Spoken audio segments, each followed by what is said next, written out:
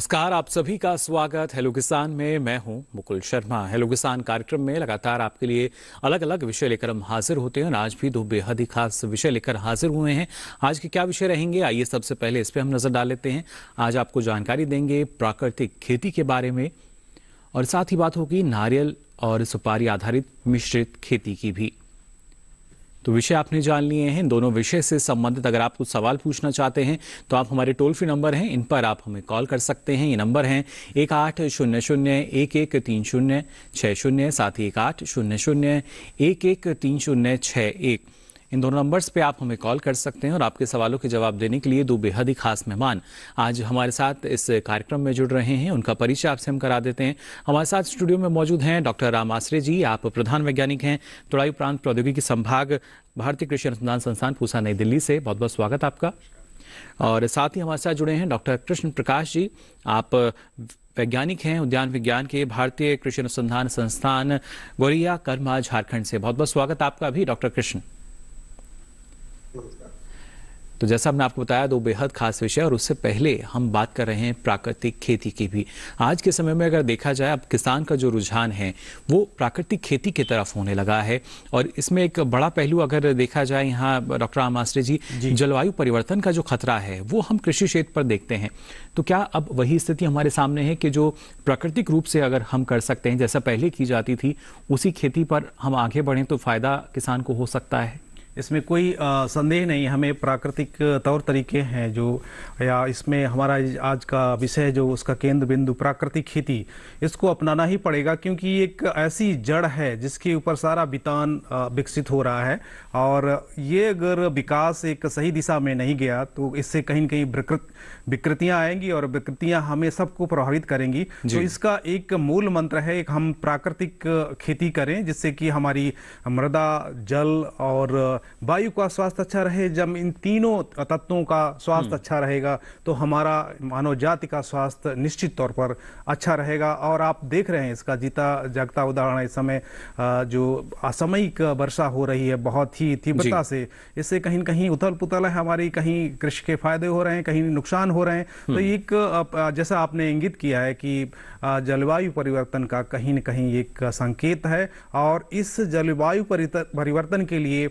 कहीं न कहीं हम मानव जाति ही इसके लिए जिम्मेदार हैं क्योंकि हमने बहुत ही अंधाधुंध रासायनिक प्रयोग किए हैं, रासायनिकों का खेती में प्रयोग किया है और उनके कहीं न कहीं दुष्प्रभाव हमें देखने को मिल रहे हैं। बिल्कुल, यानी देखिए जो समस्या अब हमारे सामने है उसका समाधान क्या हो सकता है और एक विकल्प के तौर पर अगर हम प्राकृतिक खेती को देखते हैं तो इसके जरिए हमारे किसानों की जो लागत है ना सिर्फ वो बेहद कम हो सकती है बल्कि इसमें मुनाफा भी उन्हें अच्छा मिल सकता है।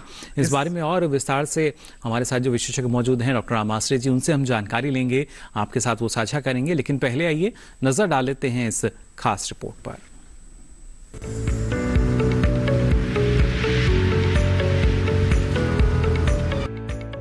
प्राकृतिक खेती को कुदरती खेती भी कहते हैं। प्राकृतिक खेती जमीन के प्राकृतिक स्वरूप को बनाए रखती है।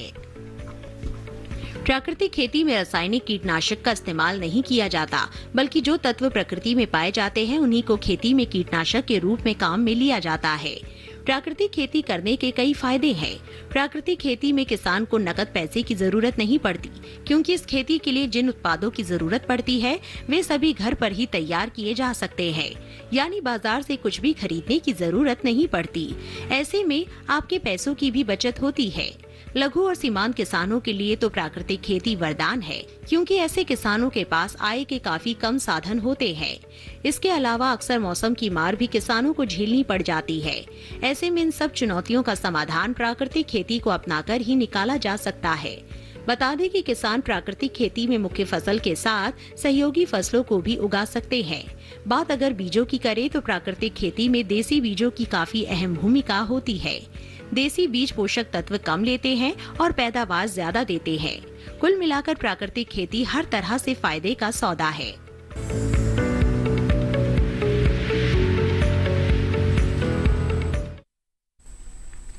तो जाना आपने किस तरीके से प्राकृतिक खेती जो है वो फायदे का सौदा साबित हो रही है।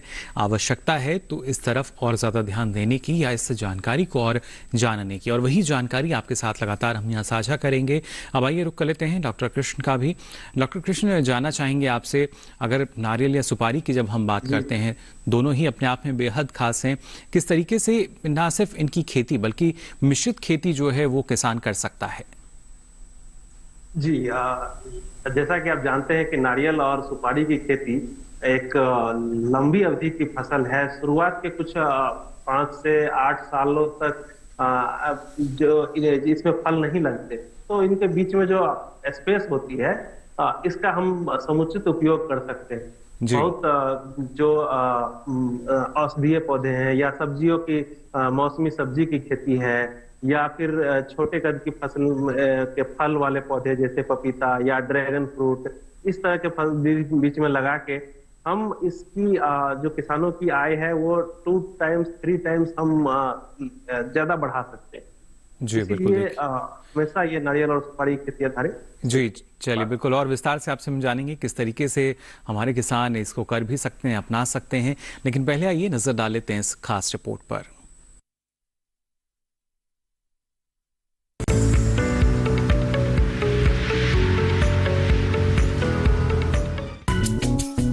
नारियल के बाग में एकल फसल के रूप में पेड़ लगाने से मिट्टी, पानी और सूरज की रोशनी जैसे मूल संसाधनों का पूरा इस्तेमाल नहीं हो पाता। इसीलिए नारियल खेती दूसरी सह फसलों के साथ ही की जाए तो अच्छा मुनाफा लिया जा सकता है। नारियल के बाग में अंतर फसलों की खेती करने से अधिक खाद्य व कृषि उत्पाद मिलते हैं। साथ ही सह फसलों के जैव अपशिष्ट मिट्टी में मिलने से मिट्टी की उर्वरता बढ़ती है। इस उद्देश्य को पूरा करने के लिए पेड़ों के बीच 25 फुट वाई 25 फुट की दूरी छोड़कर वैज्ञानिक तरीके से पेड़ लगाने चाहिए। किसान नारियल के साथ उचित दूरी पर सुपारी की खेती भी करते हैं। ये दोनों ही पेड़ काफी लंबे तक जाते हैं और लंबे समय तक उत्पादन देते रहते हैं। इनके बढ़ने के साथ ही नीचे का स्थान खाली रह जाता है, जिसका इस्तेमाल कोको, जायफल, लौंग, अनानास, काली मिर्च, केला, धनिया, मूंगफली, हल्दी और सब्जियों की खेती करने में उपयोग किया जा सकता है। नारियल व सुपारी के साथ सह फसलें लगाते समय इस बात का ध्यान रखना चाहिए कि दूसरी फसलों की बढ़वार और मुख्य फसल के बीच प्रतिस्पर्धा ना हो, नहीं तो मुख्य फसलों के उत्पादन पर असर पड़ सकता है। शुरुआती वर्षों में नारियल व सुपारी के साथ केले की खेती की जा सकती है। ये दूसरी अंतर फसलों को छाया देता है। वहीं काली मिर्च के पौधे नारियल व सुपारी के तनों पर चढ़ते हैं, जिससे नीचे का स्थान भी बचा रहता है और पैदावार भी अच्छी मिलती है। मानसून शुरू होने के साथ ही काली मिर्च की कलमें लगाई जा सकती है।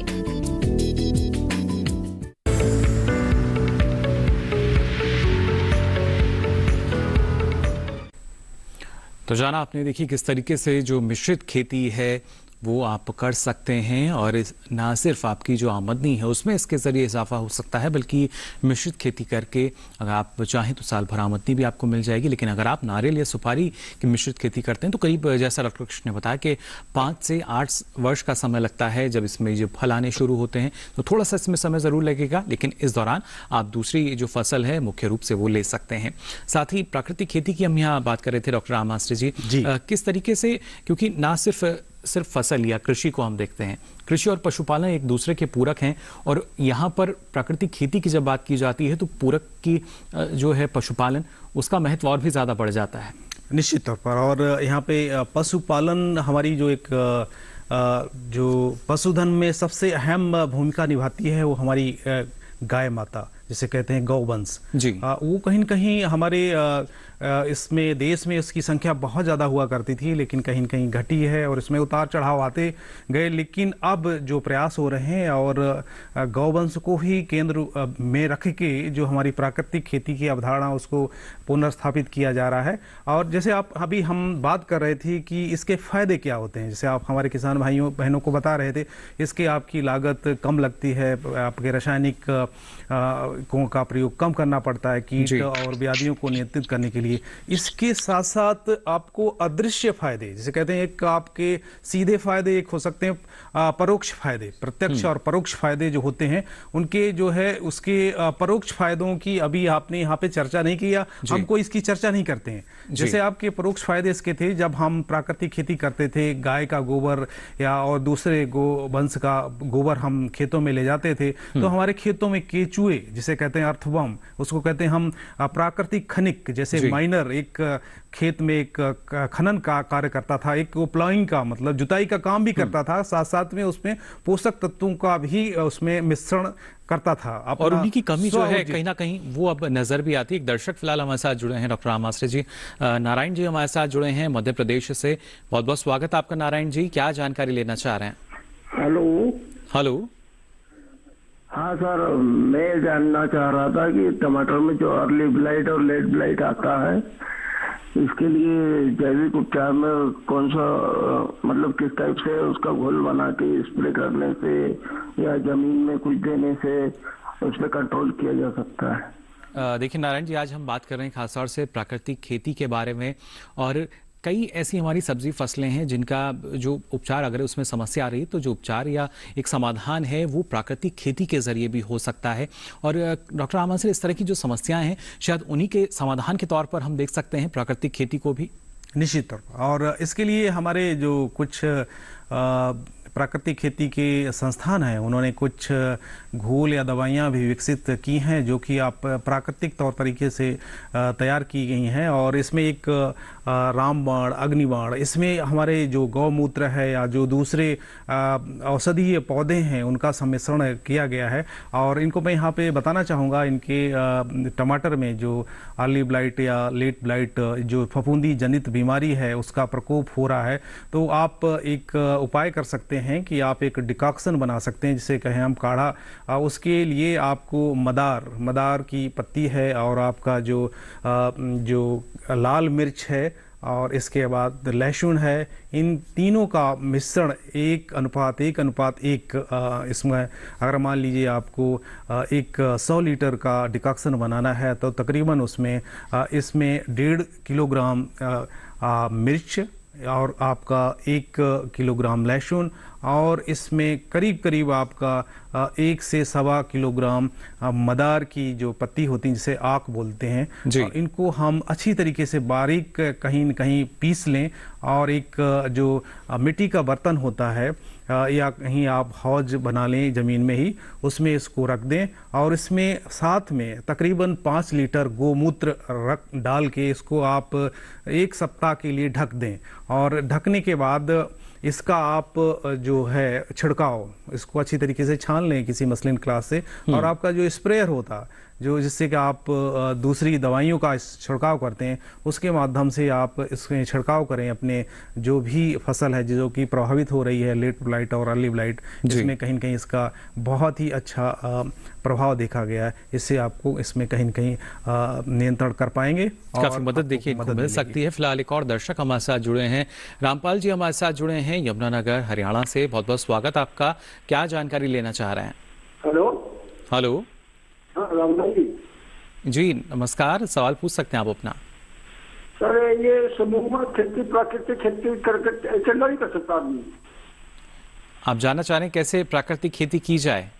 नहीं की जाए, मतलब समूह में की जाए या समूह में अगर कोई ना चाहे? चलिए बिल्कुल, ये जानना चाह रहे हैं समूह में हम प्राकृतिक खेती करें या एक अकेला जो किसान है वो इसकी शुरुआत कर सकता है? डॉक्टर राम आश्रय, देखिए आपने यहाँ पे जो बात कही है, समूह हमेशा ही जो है अच्छा होता है।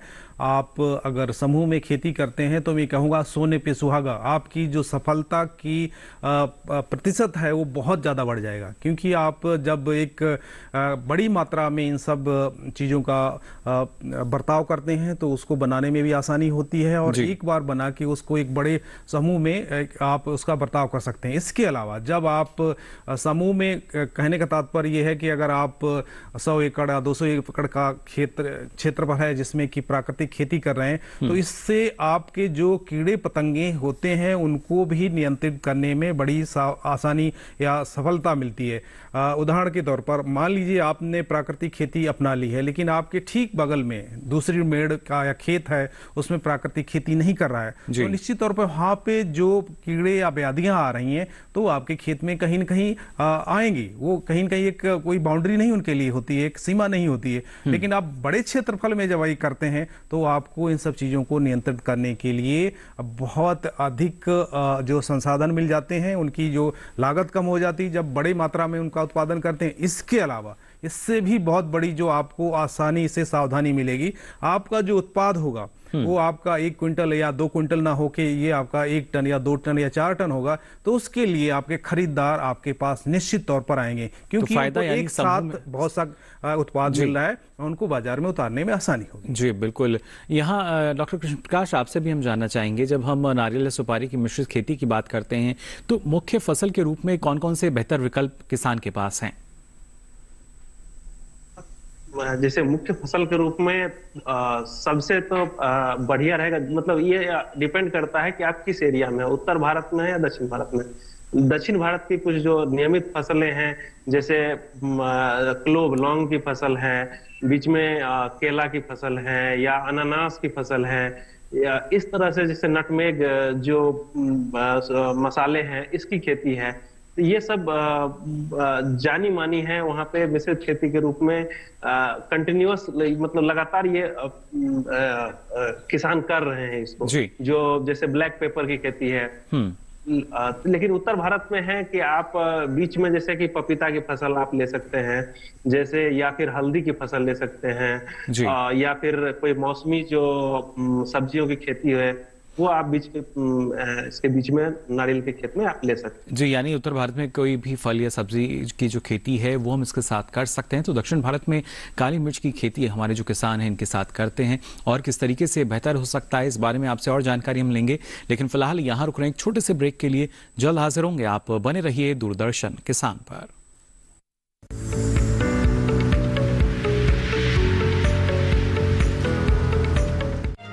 पीढ़ी दर पीढ़ी हमारे किसान अलग अलग स्पीसीज की अलग अलग वैरायटी इनको सहेज कर रखते गए और उसको विकास करते रहे। किसान की विरासत, धरती के वनस्पति संसाधन, एक अधिकार जिसका दुनिया भर के देश करते हैं सम्मान।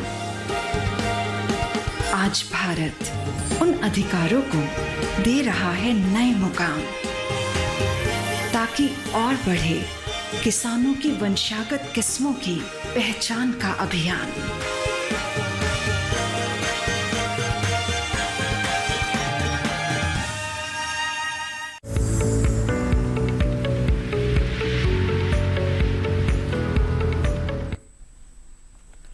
ब्रेक के बाद आप सभी का एक बार फिर स्वागत। हेलो किसान में लगातार जो दर्शक हैं वो हमारे साथ जुड़ रहे हैं। आज आपको हम जानकारी दे रहे हैं प्राकृतिक खेती और साथ ही नारियल और सुपारी की मिश्रित खेती आप कैसे कर सकते हैं। फिलहाल एक और दर्शक हमारे साथ फोन लाइन पर जुड़े हुए हैं, इनका सवाल हम शामिल कर लेते हैं। बहुत बहुत स्वागत आपका हेलो किसान में, क्या जानकारी लेना चाह रहे हैं? नमस्कार सर। जी नमस्कार। तो जैसे हमारे यहाँ पे जो मौसम खराब हो गया है जी, तो जो बाजरा की ऊपर से बाली देखे उसको रूडावेटर द्वारा जमीन में जोत दे तो उसका कितना फायदा होगा और कितना खाद डाले उसमें? चलिए, उसमें कितना लाभकारी हो सकता है अगर रोटावेटर से ही कह रहे हैं कि हम खेत में ही उसको अगर छोड़ देते हैं तो? देखिए, आपने बहुत ही अब यहाँ पे अच्छी बात कही कि अगर काफ़ी मौसम ख़राब हो रहा है, बारिश अप्रत्याशित हुई है जिससे कि बाजरे की फसल कहीं न कहीं प्रभावित हो रही है, और आपको इस समय उसकी कटाई करने का, हार्वेस्टिंग करने के बाद उसको बाल को संभालने का भी समय नहीं मिल पा रहा है। तो ऐसे में आप जो पहल करना चाहते हैं बहुत ही स्वागत योग्य है। दूसरे किसान भाई भी इसका अनुकरण कर सकते हैं। ऊपर से उसकी बाल है उसको आप कटाई करके कहीं न कहीं उसको छाया वाले स्थान पे ले जाके सुखा के उससे दाने निकाल सकते हैं। हाँ, इसके बाद जो मुख्य बिंदु आपकी है इस जो प्रश्न का, वो है कि आप इसको जमीन में दबा देना चाहते हैं। निश्चित तौर पर अभी इसको बोल्ड प्लाऊ या इसे कहते हैं मिट्टी पलटने वाले हल या रोटावेटर के माध्यम से इसको जमीन में मिला देते हैं, और जमीन में नमी का प्रतिशत इतना अधिक है कि निश्चित तौर पर आपकी उसमें सड़ गल जाएगी। और आगे आने वाले समय में अगर उसमें आप रबी की फसलें उगाना चाहते हैं, गेहूं है, आपका सरसों है या चना है, इन सब का उसमें उत्पादन आप अच्छी तरीके से कर सकते हैं, और आपकी खेती में कहीं न कहीं जीवांश जिसे ऑर्गेनिक मैटर कहते हैं और उसकी वृद्धि होगी, और निश्चित तौर पर इसके फायदे ही फायदे हैं। और एक यूं कहें कि एक प्राकृतिक खेती की तरफ आपका एक बढ़ता हुआ कदम भी होगा। चलिए, बिल्कुल। फिलहाल एक और दर्शक हमारे साथ जुड़े हैं,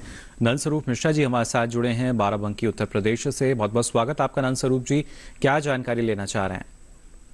मैं जानना ये चाहता हूँ कि प्राकृतिक खेती करने के लिए जो किसान जो है हमारे जो अवशेष होते हैं, धान के अवशेष होते हैं, गेहूं के अवशेष होते हैं, इसमें आग लगा देते हैं, खेत को बर्बाद कर देते हैं। तो ऐसी दशा में प्राकृतिक खेती करने में कितनी बड़ी कठिनाई। दूसरी चीज, जो सुपारी की खेती है, ये इसका मिट्टी का पीएच मान कितना होना चाहिए, कैसा जलवायु होना चाहिए, कहाँ पे हमारे जनपद बाराबंकी में पैदा किया जा सकता है कि नहीं किया जा सकता है। चलिए, बिल्कुल। पहले जो आपका सुपारी वाला सवाल है उसके लिए हम डॉक्टर कृष्ण का यहाँ रुख कर लेते हैं, क्योंकि दोमट मिट्टी की आवश्यकता वैसे होती है। डॉक्टर कृष्ण, और किस तरह की आवश्यकताएं हैं अगर सुपारी की खेती एक किसान करना चाहता है? जो हमारे दर्शक जुड़े हैं ये बाराबंकी उत्तर प्रदेश से हैं, तो किस तरह की संभावनाएं इनके क्षेत्र में, बुंदेलखंड क्षेत्र की अगर खासतौर से हम बात करते हैं, बाराबंकी क्षेत्र की अगर बात की जाए तो?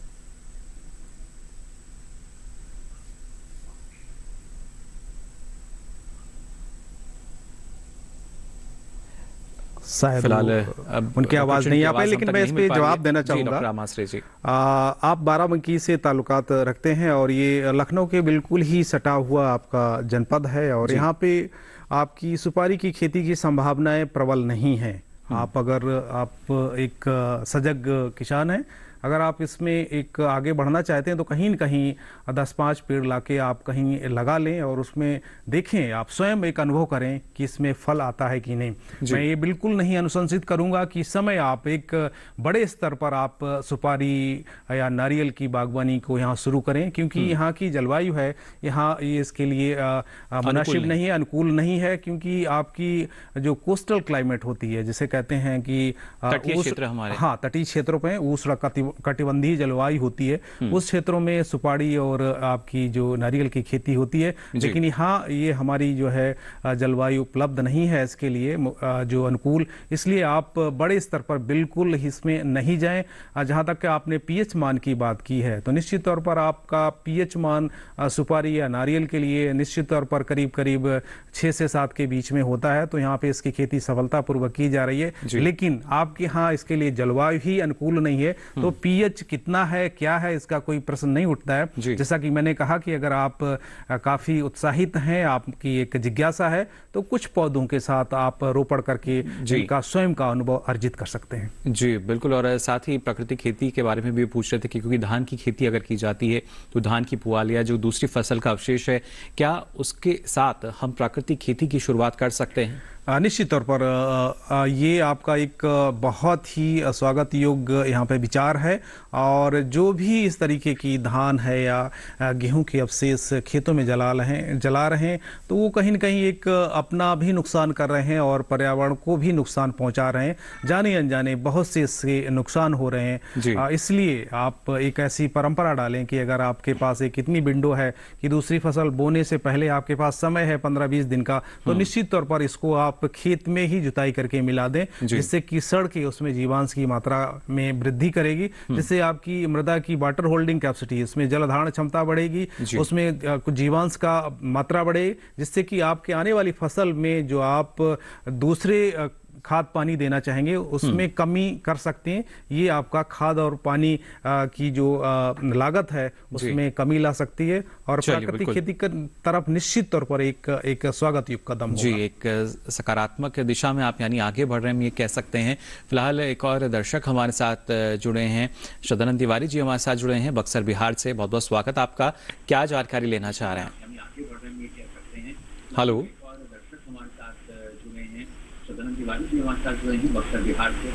हेलो, क्या जानकारी लेना चाह रहे हैं? हाँ सर, हम नारियल का 2 पेड़ लगाए हैं, 2 साल से फल दे रहा है जी, लेकिन फल झड़ जाता है। 2 साल से फल देने लगा है, जाता है सर, फल झड़ रहा है। चलिए बिल्कुल, डॉक्टर कृष्ण क्या जानकारी देना चाहेंगे आप? जी, ऐसा है कि जैसे नारियल के फसल में एक शुरुआत के जैसे कुछ ये एक जैसे हमारी परंपरागत क्षेत्र नहीं है जो बिहार का क्षेत्र है या क्यों नहीं ठहरता है क्षेत्र जी। शुरुआत में आपको इस तरह की समस्या होगी, आप उसमें बोरॉन और पोटास की जो है इसकी पर्याप्त मात्रा, मतलब आपकी जो रिकमेंडेड डोज है वो आपको देनी पड़ेगी। शुरुआत में ऐसा नॉर्मली ये होता है कि शुरुआत के फसल झड़ते हैं, आप उसकी चिंता मत कीजिए। आप जो है गोबर और जो ये इसके जो अदर उर्वरक है उसको आप मेंटेन कीजिए, उसमें पानी सफिशिएंट मात्रा में रखिए, कोई बात नहीं, ये आपकी सुधार हो जाएगी इसमें। जी बिल्कुल। साथ ही डॉक्टर कृष्ण, जैसे आप बता रहे हैं हमें कि जो हमारे किसान हैं वो मिश्रित खेती करते हैं, नारियल और सुपारी के जो पेड़ हैं उनको लगाया जाता है, तो क्या जो हम कहते हैं कि मेड़ पर पेड़ हम लगा लें, तो क्या मेड़ पर ही बेहतर रहेगा या मुख्य रूप से जो हम फसल ले रहे हैं उसके साथ साथ बीच में भी अगर हम पेड़ लगाते हैं तो हमारे किसान को फायदा हो सकता है? जी बिल्कुल, आप बीच में भी फसल लगा, आपको एक्चुअली अगर आप अगर जैसे धान जैसे खेत है जो लगाते हैं, धान गेहूं वगैरह लगाना है तो फिर आप अगर उस खेत में है तो फिर आप नहीं, ये सलाह नहीं दी जाती। लेकिन अगर आप जाना चाहते हैं मिश्रित खेती में तो एक नारियल एक बहुत अच्छा विकल्प है। आपको उसको उचित दूरी पे 25 व 25 फीट की दूरी पे आप जैसे 7 मीटर की दूरी पे जो लंबी वाली किस्में है उसको 7 मीटर की दूरी पे, और जो बौनी किस्म है उसको 5 मीटर 4.5 मीटर की दूरी पे आप उसको खेत में लगाइए। और शुरुआत के वर्षों में उसमें काफी जो अंतर्वर्ती फसल के रूप में आप जो सब्जी की खेती या छोटे जो मसाले की खेती इस तरह के आप कर सकते हैं। इससे आपको कालांतर में आपको इससे आमदनी आपको बढ़ती जाए, क्योंकि इसका आप जानते हैं कि बाजार में इसकी मांग बढ़ गई है नारियल और नारियल का आधारित उत्पाद की। जी बिल्कुल, किसान फायदे में रहेंगे। चलिए बिल्कुल। फिलहाल एक और दर्शक हमारे साथ जुड़े हैं, भाग्यलाल जी हमारे साथ जुड़े हैं गुजरात से। बहुत बहुत स्वागत आपका, क्या जानकारी लेना चाह रहे हैं? हेलो बाकीलाल जी, आवाज मिल पा रही है आपको हमारी?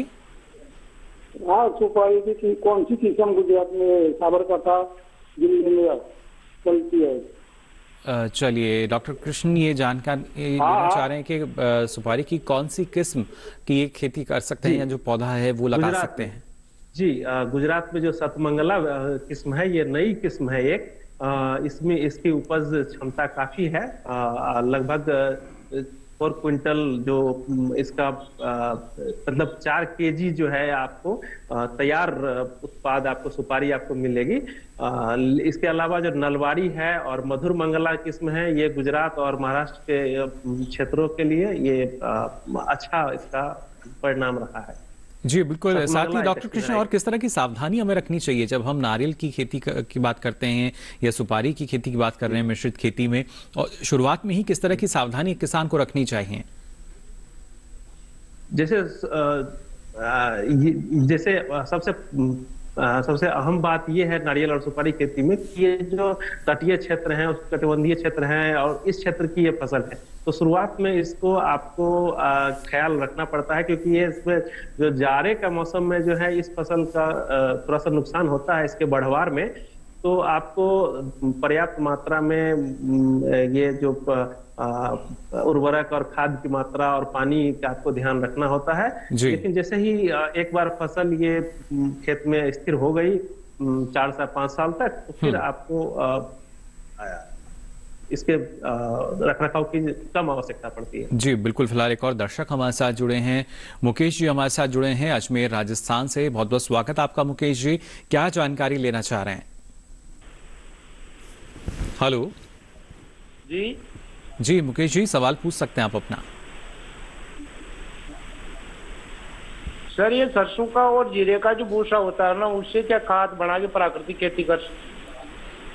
चलिए, सरसों और उसके साथ साथ जो दूसरी जीरे का और सरसों का भूसा होता है ना जी, सरसों और जीरे की फसल का जो अवशेष बचता है, क्या वो मदद कर सकता है प्राकृतिक खेती में? देखिए, आपने यहाँ पे जैसे कि अजमेर में आप हैं और आपके यहाँ जीरा की फसल काफ़ी होती है, सरसों की फसल भी वहाँ अच्छी खासी होती है, और इसके सह उत्पाद खासकर इसके डंठल इत्यादि जो बच जाते हैं उसका भूसा बनाते हैं, और कहीं न कहीं ये प्लाईवुड इंडस्ट्री में यूज होती है, जिससे कि गत्ते बनाते हैं जिसको फलों की पैकिंग में हम प्रयोग करते हैं। इसके अलावा बहुत से ऐसे क्षेत्र हैं दूर दराज के जहाँ पे ये संभव नहीं हो पाता है। और निश्चित तौर पर आप ये जो भी इसकी भूसा है, चाहे वो आपका सरसों के डंठल का, चाहे आपके जीरे का, उसको आप प्राकृतिक खेती के लिए उपयोग कर सकते हैं। हाँ, इसको अच्छी तरीके से आपको सड़ाना होगा और इसको सड़ाने के लिए इसमें साथ साथ इसमें गौवंश या दूसरे उसके उत्पाद हैं, जैसे आपका उसकी बिछाली है, जैसे आपकी गाय है, आप दूसरे और गौवंश के पशुधन है, उससे जो भी गोबर है या उसका जो नीचे की बिछावन को हम साफ करते हैं रोज, उसको साथ साथ मिश्रित करते जाएं और एक गड्ढा बना लें जिसकी गहराई 2 मीटर के आसपास हो। और 2 मीटर से अधिक गहराई रखने पे उसमें जो एक सड़ाव की प्रक्रिया होती है, जैसे डिकम्पोजिशन कहते हैं, अच्छी तरीके से नहीं हो पाती, क्योंकि जैसे जैसे गहराई बढ़ती जाती है उसमें ऑक्सीजन की मात्रा कम होती जाती है।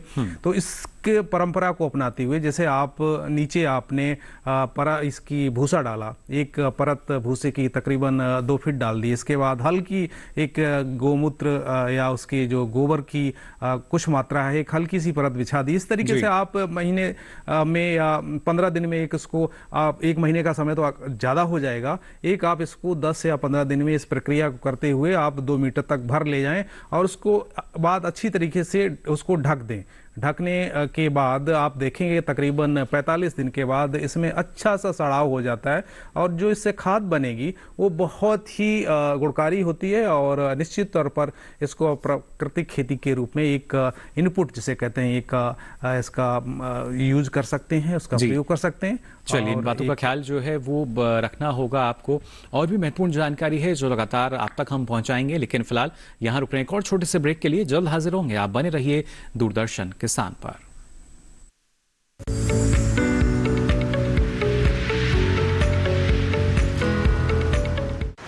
अनंत असीम प्रकृति और उसमें निहित जीवन के रहस्यों के गूढ़ स्रोत, प्लांट जेनेटिक रिसोर्स।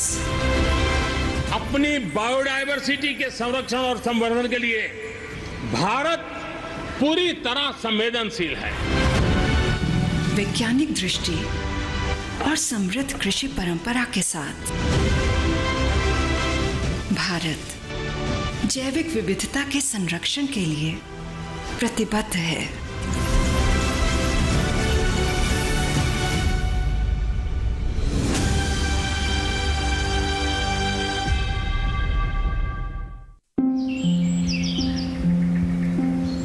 अरे क्या कर रहा है? इधर इधर इधर, हम बोल रहे हैं तेरे बीजू का। पुतला बोल रहा है? हाँ, पक्षियों से तो हम खेत को बचा लेते हैं, पर इन घातक रसायनों से कैसे बचाएं? मतलब? देख बेटा, तू जो ये अंधाधुंध रसायन मिलाता है ना, मिट्टी की सेहत बिगड़ने लगी है और जब माटी ही कमजोर पड़ जाएगी तो उपज कैसे सेहतमंद होगी? हाँ? अरे पहले ऐसा नहीं था, पूछना अपने बड़े बुजुर्गों से, कैसे फसल लहलहाती थी, शुद्धता झलकती थी। हाँ, माटी भी तंदुरुस्त और लोग भी। अब पहली वाली बात कहाँ? पर अब तो सभी डाले हैं। सब नहीं, आज भी लाखों जागरूक किसान परंपरागत विधि से फसल उगा रहे हैं। खर्चा कम और उपज की कीमत भी बेहतर पा रहे हैं। ठीक है भाई, मैं भी आज से जैविक खेती शुरू करूंगा। माटी से प्रेम की परंपरा है परंपरागत खेती।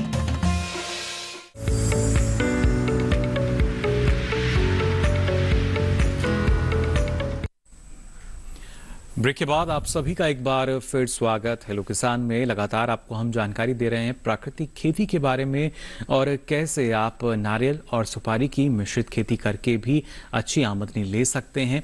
फिलहाल जो दर्शक हैं वो हमारे साथ जुड़ रहे हैं अलग अलग राज्यों से। हमारे साथ मारुति यादव जी जुड़े हुए हैं फोन लाइन पर। बहुत बहुत स्वागत आपका।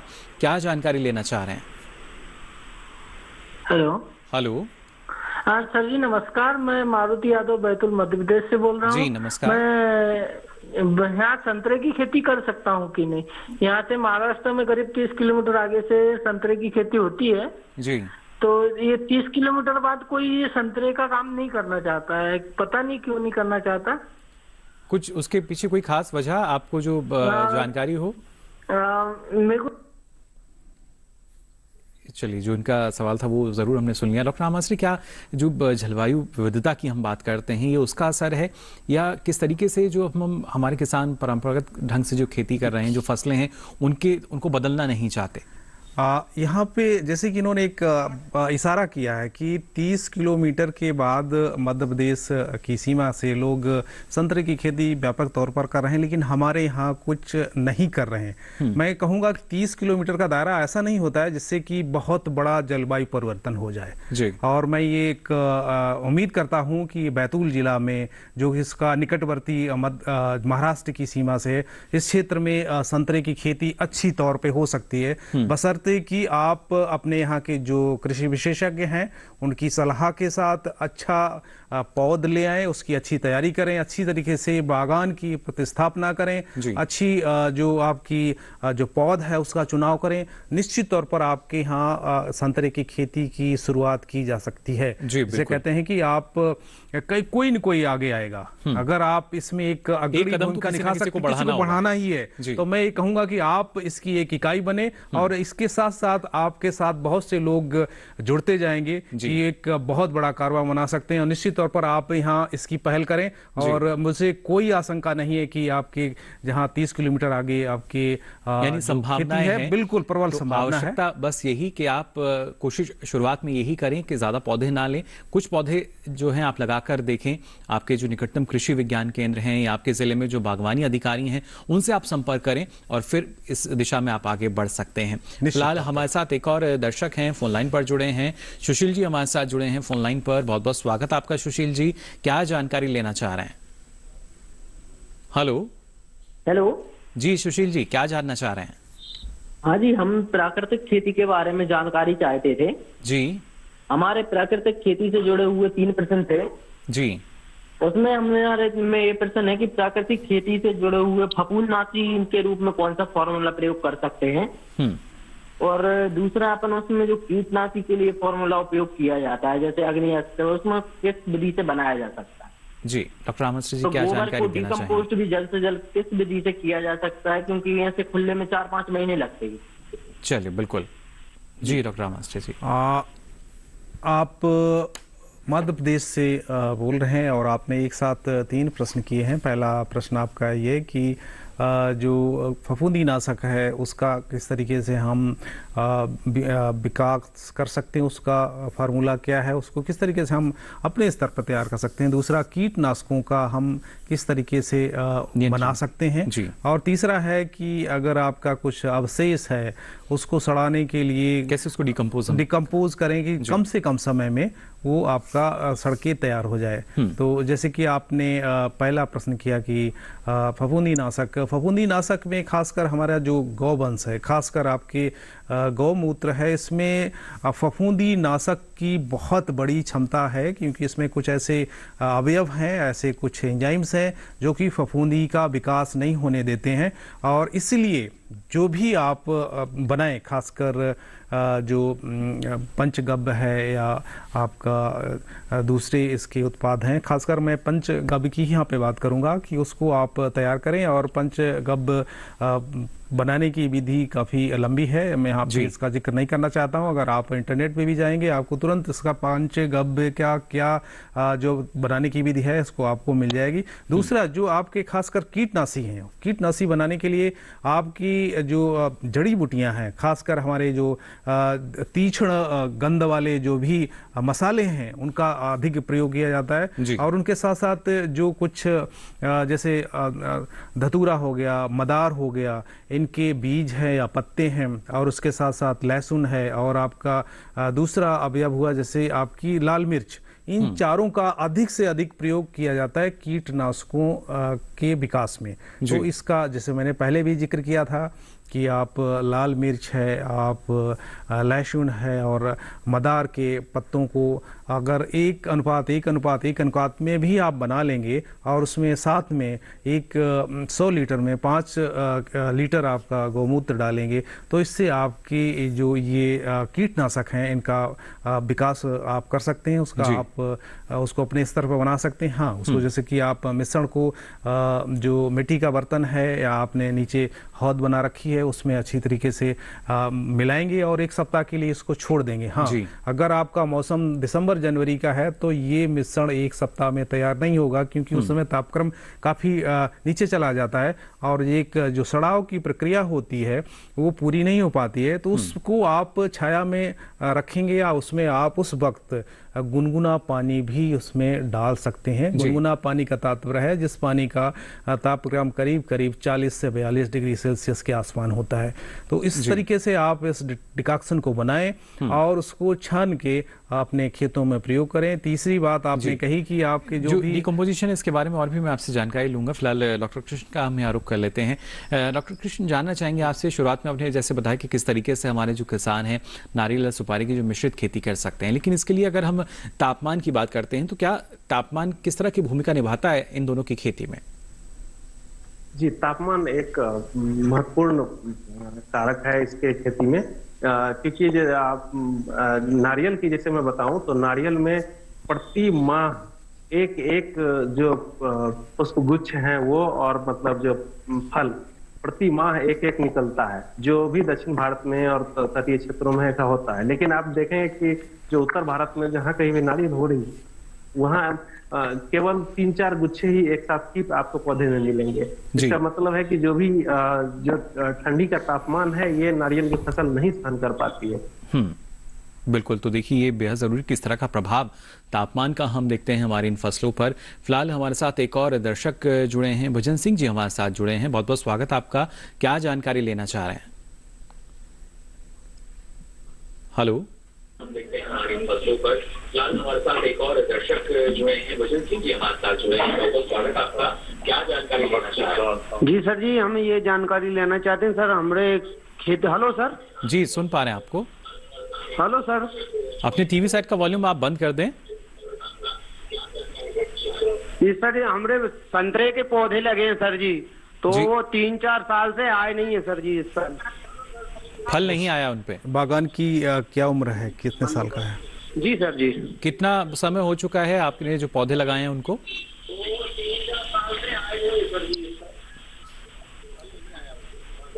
भजन सिंह जी। जी सर, 10 साल हो गए सर उनको, 10 साल। 10 वर्ष का हो चुका है, तो देखिएगा अब काफी पुराना भी क्योंकि हो चुका है। फिलहाल डॉक्टर आमाश्रय जी क्या जानकारी देना चाहेंगे आप? भजन सिंह जी, 10 साल का बगीचा आपका हो गया। निश्चित तौर पर इसमें बहुत बड़ी कहीं न कहीं चूक है या कमी है और इसमें फल नहीं आ रहे हैं, क्योंकि आपका जो संतरे का पौधा होता है उसमें अमूमन 3 साल के बाद ही फल फूल लगना शुरू हो जाते हैं। लेकिन हम व्यावसायिक जो फलत हैं वो 5 साल के बाद संस्तुत करते हैं, अदरवाइज आपकी जो पौधों की सेहत है वो काफ़ी बिगड़ जाती है, वो कहीं न कहीं कमज़ोर पड़ जाते हैं। लेकिन आपका बगीचा 10 साल का हो गया, तकरीबन 5 और फलत उसमें आप तोड़ चुके होते व्यावसायिक तौर पर। कहीं न कहीं इसमें चूक है, तो इसमें एक चूक की सबसे बड़ी संभावना है। सबसे पहली प्राथमिकता है कि जो आप जो भी कहीं से पौधे लाएं, क्योंकि इसमें एक बडिंग जिसे कहते हैं, बडिंग कलम के ऊपर चश्मा चढ़ाया जाता है कि जिसका जड़ का हिस्सा होता है वो किसी देसी बीज से बनता है और उसके ऊपर जो कली लगाई जाती है वो मातृ वृक्ष से ली जाती है और वही आगे बढ़ के एक वृक्ष का स्वरूप धारण करती है।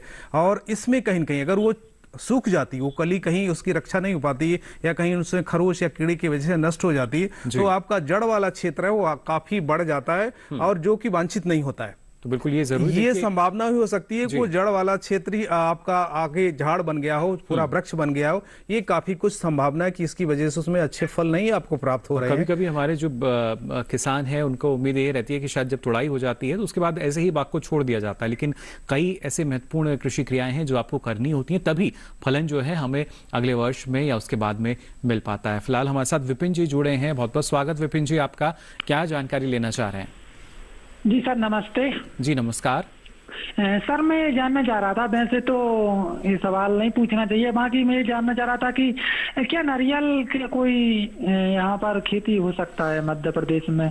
और दूसरा ये था सर कि नारियल के बारे में मतलब अभी पिछले साल कुछ घोषणाएं हुई थी विशेष और कुछ योजनाएं भी निकली थी, तो उनके बारे में जानना है। जो विशेष तौर पर पिछले साल ही मैंने सुना था कोई मंत्री जी ने घोषणा की, उसके बारे में जानना था। बिल्कुल, देखिए जो आपने सुना है वो सही है, लेकिन वो जानकारी पूरी होनी चाहिए।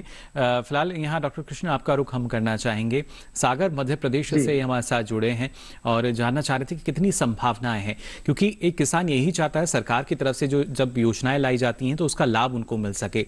और नारियल को लेकर जिस तरीके से नारियल विकास बोर्ड द्वारा भी अलग अलग योजनाएं जो हैं वो संचालित होती हैं, मैं चाहूंगा इस बारे में अगर आप कुछ जानकारी देना चाहें।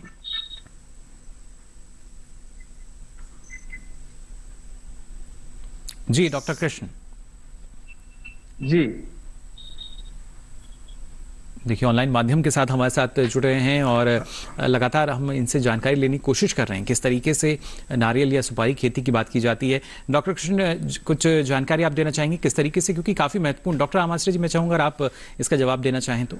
देखिए, सागर मध्य प्रदेश कहीं न कहीं बुंदेलखंड से लगा हुआ इलाका है और यहाँ पे आपकी नारियल की खेती की एक व्यावसायिक संभावना नहीं है। जैसे कि पहले मैंने भी एक दर्शक महोदय को ये कहा था कि अगर आप बाराबंकी में सुपारी की खेती करना चाहते हैं, लेकिन आप उसको 2-4 पौधे लगा सकते हैं। इसी तौर पर आप कुछ ऐसी प्रजातियां हैं जो कि कुछ हमारे इस मैदानी क्षेत्रों में कहीं न कहीं अच्छा काम कर रही हैं, उन प्रजातियों को चुनाव करके आप कुछ 4-6 पौधे या 10 अपने बैकयार्ड में या कहें पिछवाड़े आंगन का आपका जो या आपके घर के आसपास है, आप के खेतों के मेड़ों पे आप लगा सकते हैं, जिससे एक जांच परख हो जाएगी कि हाँ की आबो हवा में नारियल अच्छा उत्पादन देगा कि नहीं। हाँ, निश्चित तौर पर इस अवस्था में आपको ये संस्तुत नहीं किया जा सकता है कि आप व्यावसायिक खेती के लिए तैयार हों या आप कदम बढ़ाएं इस सागर मध्य प्रदेश का जो क्षेत्र है। जी बिल्कुल, और पिछले दिनों ही हमने विश्व नारियल दिवस मनाया था। इस मौके पर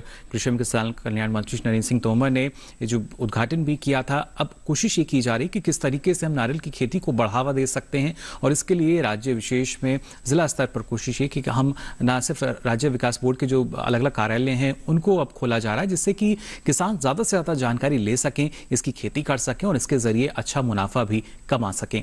आगे भी इसके बारे में आपको हम जानकारी देंगे, लेकिन फिलहाल यहाँ रुक रहे हैं एक और छोटे से ब्रेक के लिए। जल्द हाजिर होंगे, आप बने रहिए दूरदर्शन किसान पर।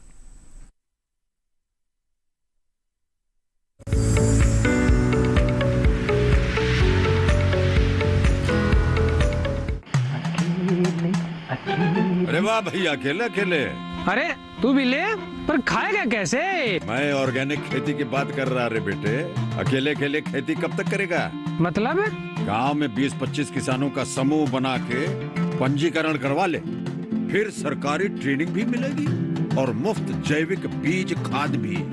फिर बीजीएस ऑर्गेनिक की सरकारी मोहर के साथ तेरी उपज आकर्षक पैक में पहुंचेगी बड़े बाजार तक। अच्छा? हाँ। अरे भाई, कहाँ चल दिया? सबको साथ लाने, आमदनी बढ़ाने। तो किसान भाई समझ गए ना? साथ मिलकर ऑर्गेनिक खेती कीजिए, अपनी परंपरा को आगे बढ़ाइए, ज्यादा मुनाफा कमाइए। माटी से प्रेम की परंपरा है परंपरागत खेती।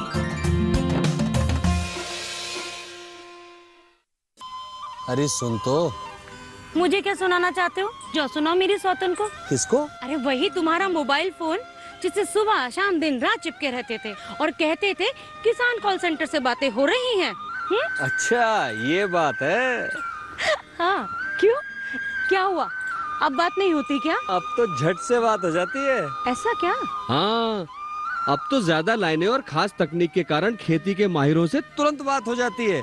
और अगर कभी लाइन व्यस्त हो तो अपनी समस्या फोन पर रिकॉर्ड करा दो, वहाँ से फोन आ जाता है और समस्या की हल का मैसेज भी आ जाता है। ये देखो आ गया। अरे वाह, इसका मतलब इंतजार की घड़ी अब खत्म। हाँ। तभी मैं सोचूं कि आजकल मुझ पर इतना प्यार क्यों आ रहा है।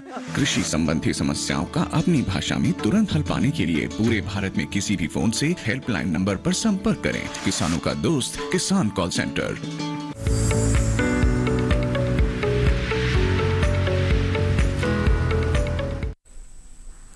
ब्रेक के बाद आप सभी का एक बार फिर स्वागत। हेलो किसान में लगातार आपको हम जानकारी दे रहे हैं नारियल और सुपारी की मिश्रित खेती आप कैसे कर सकते हैं और साथ ही प्राकृतिक खेती के बारे में। फिलहाल दर्शक जो हैं वो हमारे साथ जुड़ रहे हैं अलग अलग राज्यों से। जगदीश जी हमारे साथ जुड़े हैं फोन लाइन पर। बहुत बहुत स्वागत आपका जगदीश जी, क्या जानकारी लेना चाह रहे हैं? राजस्थान से ये हमारे साथ जुड़े हैं। जगदीश जी, सवाल पूछ सकते हैं आप अपना। हेलो हेलो जी, स्वागत आपका जगदीश जी। हेलो हेलो हाँ जी सर। जी, सवाल आप पूछ सकते हैं अपना। जी मैं ऐसे बोल रहा था सर कि मैंने 5 साल पहले नींबू के पौधे लगाए थे सर। जी जी मैंने नींबू के पौधे लगाए थे सर 5 साल पहले, जो अभी तक फल नहीं आया उसमें। चलिए, नींबू से संबंधित ये जानकारी लेना फल नहीं आया उसमें। बिल्कुल। कोई किस्म आपको याद है, आपने कौन सी किस्म ली थी जो पौधा आप लाए थे?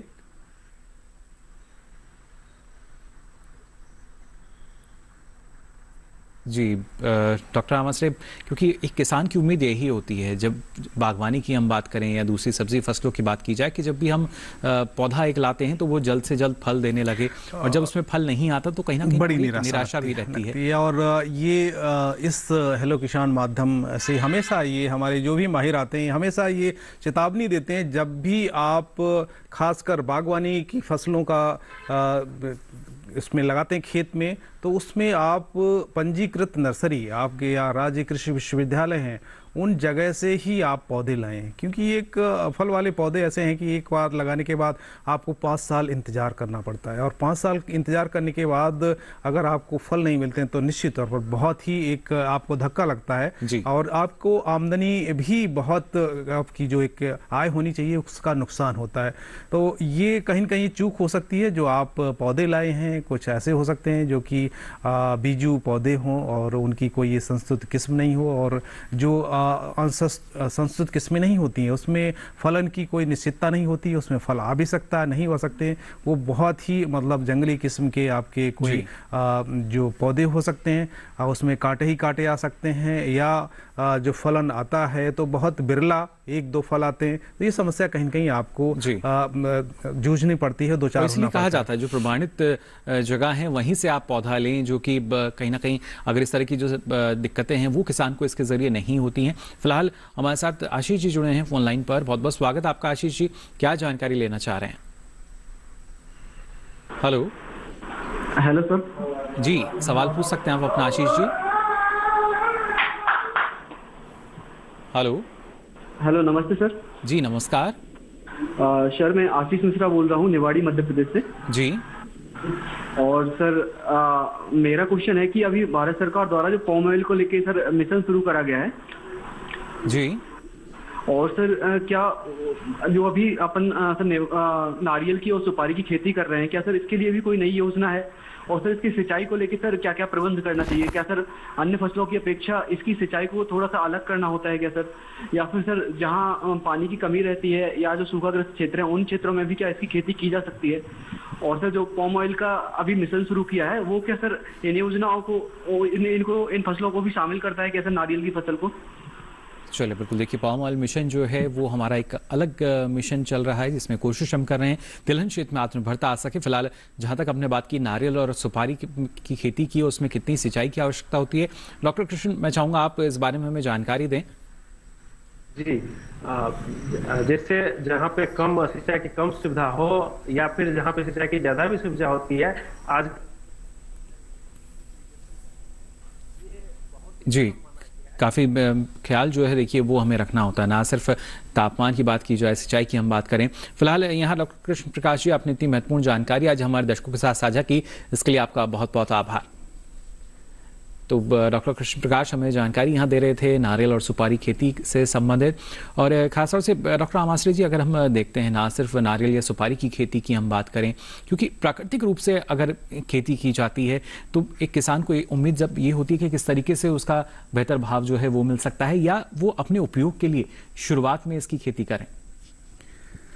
देखिए, अब प्राकृतिक खेती की जो आपने यहाँ पे बात कही है कि अपने ही लिए करे, अपने यहाँ बाजार में उतारने के लिए भी करे, तो इसमें अब कोई प्रयोग करने की ज़रूरत नहीं है। ये निर्विवाद रूप से सत्य है कि प्राकृतिक खेती फायदे का ही सौदा है, और इसको एक बृहद रूप देना है। हमारे उत्पाद अपने देश में ही नहीं, अपने घर में ही नहीं, हमारे विदेशों में ही जाएं, उसके लिए केंद्र राज्य हर मतलब जिले स्तर पे भी इसकी व्यवस्था की गई है। बहुत से बोर्ड बनाए गए हैं आपके जो इसको प्रोत्साहित करने के लिए, इसके जो विपणन के लिए संस्थागत व्यवस्थाएं की जा रही हैं। इसके लिए समूह बनाए जा रहे हैं। जैसे कि आप विज्ञापन में भी देख रहे हैं कि प्राकृतिक खेती का उत्पाद होता है, एक समूह बना के किसान भाई कैसे आगे उसको बाजार में उतार सकते हैं अच्छी आकर्षक पैकिंग में। तो ये अब केवल व्यक्तिगत खाने पीने के लिए ही उत्पादन की बात न रह के हमारे इसके लिए एक मिशन चलना चाहिए। मिशन चल रहा है रात जी बिल्कुल, और यही आवश्यकता है क्योंकि अब मिशन मोड में प्राकृतिक खेती को हम देख पा रहे हैं और उसी का असर भी देख सकते हैं। जिस तरीके से हमारे जो किसान हैं वो जागरूक हो रहे हैं इसके बारे में और जानकारी लेने के लिए भी। फिलहाल आज ये सारी महत्वपूर्ण जानकारी डॉक्टर राम आश्रय जी आपने हमारे दर्शकों के साथ साझा की, इसके लिए आपका बहुत बहुत आभार। नमस्कार। तो जाना आज आपने किस तरीके से प्राकृतिक खेती करके आप अपनी लागत को कम कर सकते हैं और यहाँ पर किसी भी तरह का जो दायरा है किसी भी फसल के लिए वो नहीं है। आप जब चाहें तब इसकी शुरुआत कर सकते हैं और शुरुआती तौर पर कोशिश करें कि एक कदम आप भी प्राकृतिक खेती की तरफ बढ़ाएं। अपने उपयोग के लिए भले ही सही, आप थोड़ी सी जो फसलें हैं वो प्राकृतिक तरीके से उगाएं जिससे और भी जो किसान हैं आपसे प्रेरित हो सकें। अब चलिए हम आपको जो हमारे अगले विषय रहेंगे यानी सोमवार के जो विषय रहेंगे वो बता देते हैं, जिससे पहले से ही आप अपना सवाल तैयार करें। आपको जानकारी हम देंगे रेशम कीट पालन के बारे में सोमवार को, और साथ ही बात होगी प्रधानमंत्री कृषि सिंचाई योजना की भी। और इन दोनों विषय से संबंधित आप अपने सवाल तैयार कर सकते हैं। कुछ और जानकारी आप लेना चाहते हैं तो आप हमें ईमेल कर सकते हैं। इसके लिए हमारी मेल आईडी नोट आप कर लीजिए। मेल आईडी है hellokisan2015@gmail.com। और इसके साथ साथ आप सोशल मीडिया के माध्यम से भी अब हमारे साथ जुड़ सकते हैं। अलग अलग प्लेटफॉर्म पर आप देख सकते हैं, फेसबुक, इंस्टाग्राम और ट्विटर हैंडल, इन पर भी जाकर आप अपना सवाल सुझाव हमें भेज सकते हैं। साथ ही अपनी वीडियो या फोटो जो है वो भी हमें टैग कर सकते हैं और ये सारी जानकारी अब आप ले सकते हैं, अपना सवाल दर्ज करा सकते हैं किसान कॉल सेंटर पर भी। इसके लिए ये नंबर नोट कर लीजिए, नंबर है 1800113060। सोमवार से शनिवार सुबह 6 से रात के 10 बजे तक ये लाइन्स खुली हैं, इस पे भी अपना सवाल दर्ज करा सकते हैं। और ये जानकारी अगर आप फिर से देखना चाहते हैं, लेना चाहते हैं तो आपकी टीवी स्क्रीन पर QR कोड दिखाया जा रहा है, इसे आप स्कैन करें, जिसके बाद आप पहुंचेंगे डीडी किसान के YouTube चैनल पर और यहाँ ये जानकारी आप हेलो किसान के माध्यम से कभी भी कहीं भी ले सकेंगे। फिलहाल आज के लिए हेलो किसान में बस इतना ही, फिर हाजिर होंगे नई नई जानकारियों के साथ। तब तक के लिए दीजिए इजाजत, नमस्कार।